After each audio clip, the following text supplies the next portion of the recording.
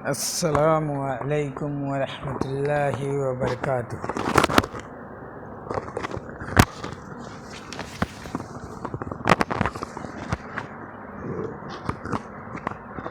السلام علیکم ورحمۃ اللہ وبرکاتہ۔ الحمد للہ الذی ہدانا لہذا وما كنا لنہتدی لولا ان ہدانا اللہ۔ محترم سامعین، آج ہم 5ویں روزے پر پہنچے ہیں، لیکن ہم 6 پارے کی تفسیر لے کر آپ لوگوں کے سامنے حاضر ہوئے۔ اس کا خلاصہ کلام کیا ہے، ایک پارے کا نچوڑ کیا ہے، ایک پارے کے اندر جو اہم پوائنٹس ہیں، نکات ہیں، ان کو ہم آپ کے سامنے لے کر حاضر ہوئے ہیں۔ تو محترم سامعین، 6 پارے کے اندر اس پارے میں 2 حصے بیان کیے گئے ہیں۔ ایک حصہ ہے سورہ بقیہ کا، سورہ نساء کا بقیہ حصہ۔ 2 حصے بیان کیے گئے ہیں، جس میں سے ایک ہے سورہ نساء کا بقیہ حصہ، اور دوسرا حصہ ہے سورہ مائدہ کا ابتدائی حصہ۔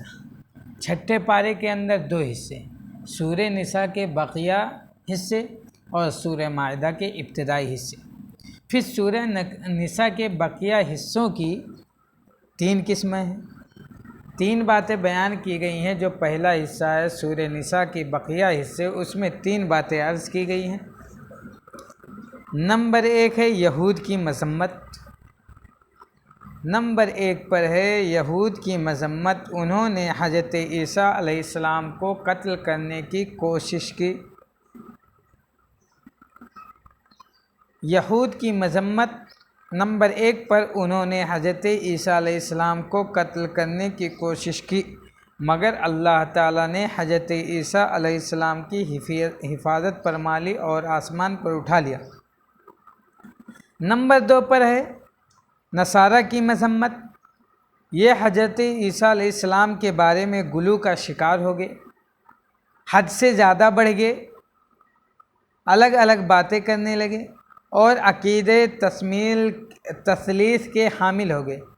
عقیدہ تثلیث یہ الگ موضوع ہے، اس میں بیان کروں گا تو ویڈیو زیادہ لمبی ہو جائے گی۔ اس کے لیے انشاءاللہ کبھی موقع ملا تو اس موضوع پر بات ہوگی۔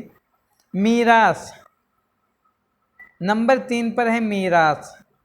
عینی اور علاقی بہنوں کے حصے مذکور ہوئے ہیں کہ ایک بیٹی کو نصف، 1 سے زیادہ 2 کو ثلث، اور اگر بھائی بھی ہوں تو لڑکے کو لڑکی سے 2 گنا زیادہ ملے گا۔ پہلا حصہ سورہ نساء کے بقیہ حصے میں 3 باتیں آپ کے سامنے عرض کی گئی۔ یہود کی مذمت، انہوں نے حضرت عیسیٰ علیہ السلام کو قتل کرنے کی کوشش کی، حالانکہ اللہ رب العزت نے ان کی حفاظت فرمائی اور آسمان پر اٹھا لیا۔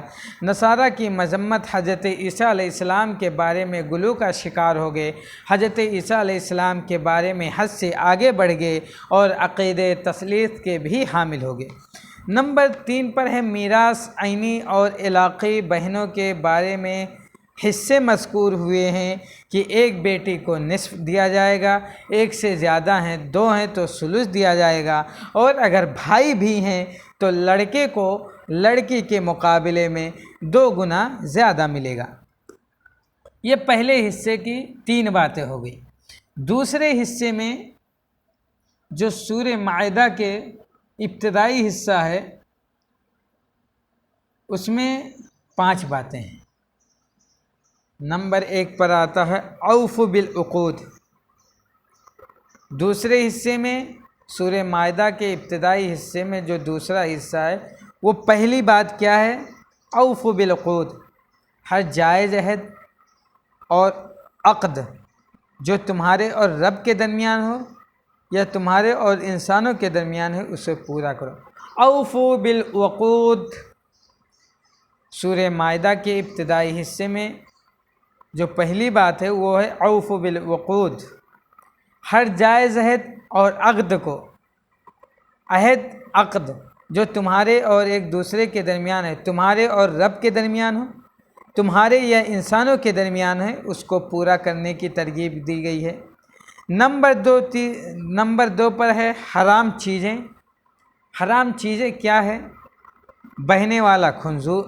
بہنے والا خون ہے، خنزیر کا گوشت ہے، اور جسے غیر اللہ کے نام پر ذبح کیا گیا ہو۔ نمبر 3 پر آتا ہے طہارت، وضو، تیمم اور غسل کے مسائل۔ نمبر 4 پہ آتا ہے حابیل اور قابیل کا قصہ۔ قابیل نے حابیل کو قتل کر دیا تھا، قتل اور چوری کے احکامات بیان ہوئے۔ نمبر 5 پر ہے یہود و نصارہ کی مذمت۔